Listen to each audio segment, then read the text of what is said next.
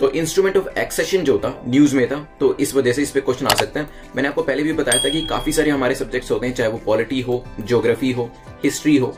ये लगते तो हमें ऐसे हैं कि ये सब्जेक्ट जो है हमारे स्टैटिक है, बट कुछ ना कुछ इनसे रिलेटेड न्यूज में आता रहता है और वो हमारे लिए काफी इंपॉर्टेंट हो जाता है from the perspective of exam, because UPSC ऐसी रैंडम कोई स्टैटिक पोर्शन की चीज नहीं उठा के पूछेगा। यूजुअली वो भी पॉलिटी में जो चीजें चल रही हैं, ज्योग्राफी कोई फिनोमिना हुआ, कोई किसी भी जगह पे लेट्स से कि किसी जगह पे वॉर या कोई और कॉन्फ्लिक्ट चल रहा है तो उससे रिलेटेड मैप का क्वेश्चन पूछ लिया, कोई ज्योग्राफिकल फिनोमिना हुआ उससे रिलेटेड कोई क्वेश्चन पूछ लिया। हिस्ट्री में भी इस तरीके से क्वेश्चंस पूछे जाते हैं।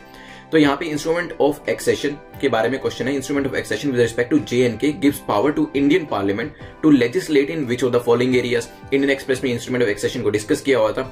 तो इंस्ट्रूमेंट ऑफ एक्सेशन आपको पता है कि JNK ने साइन किया था।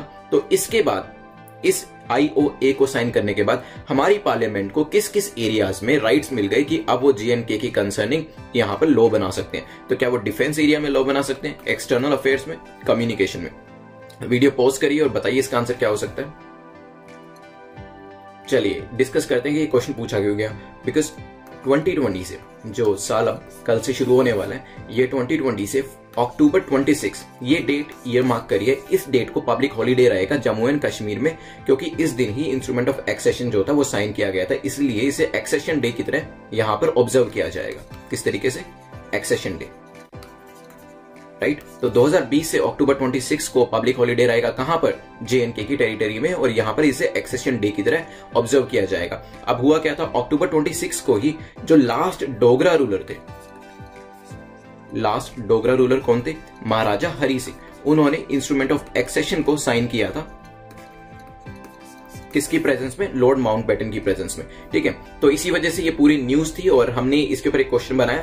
तो IOA that is instrument of accession ने हमारी पार्लियामेंट को कौन कौन से राइट्स दिए थे कि कहां कहां पर आप लॉ बना सकते हैं। आई होप आपके पास आंसर होगा। तो ये तीनों ही ऐसे एरियाज थे जहां पर हमारी पार्लियामेंट लॉ बना सकती थी, चाहे वो डिफेंस हो, JNK के डिफेंस को लेकर, JNK के एक्सटर्नल अफेयर को लेकर और JNK की कम्युनिकेशन को लेकर। तो आंसर हो जाएगा यहां पर C, राइट।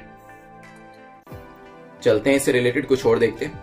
तो हुआ क्या था, जब इंडिया को आजादी मिल रही थी तो इसके यहाँ पे 3 पार्ट्स हो गए थे। एक तो पाकिस्तान था, इंडिया, और कुछ ऐसे प्रिंसली स्टेट्स थे, अराउंड 560 से भी ज्यादा इनका नंबर था प्रिंसली स्टेट्स का।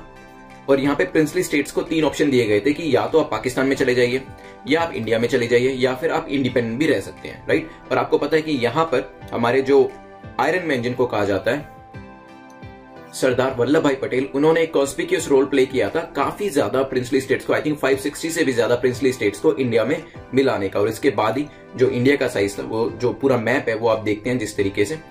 और इसी तरीके से इंस्ट्रूमेंट ऑफ एक्सेशन JNK ने भी साइन किया था। मैंने आपको बताया कि लास्ट डोगरा रूलर जो थे महाराजा हरि सिंह, उन्होंने इसको साइन किया था अक्टूबर 26, 1947 को, जिसकी वजह से हर साल अब अक्टूबर 26 को एक्सेशन डे की तरह ऑब्जर्व किया जाएगा, ठीक है। तो यहाँ पे इंस्ट्रूमेंट ऑफ एक्सेशन साइन करने के बाद जो JNK था वो इंडिया में एक्सीड हो गया था, राइट।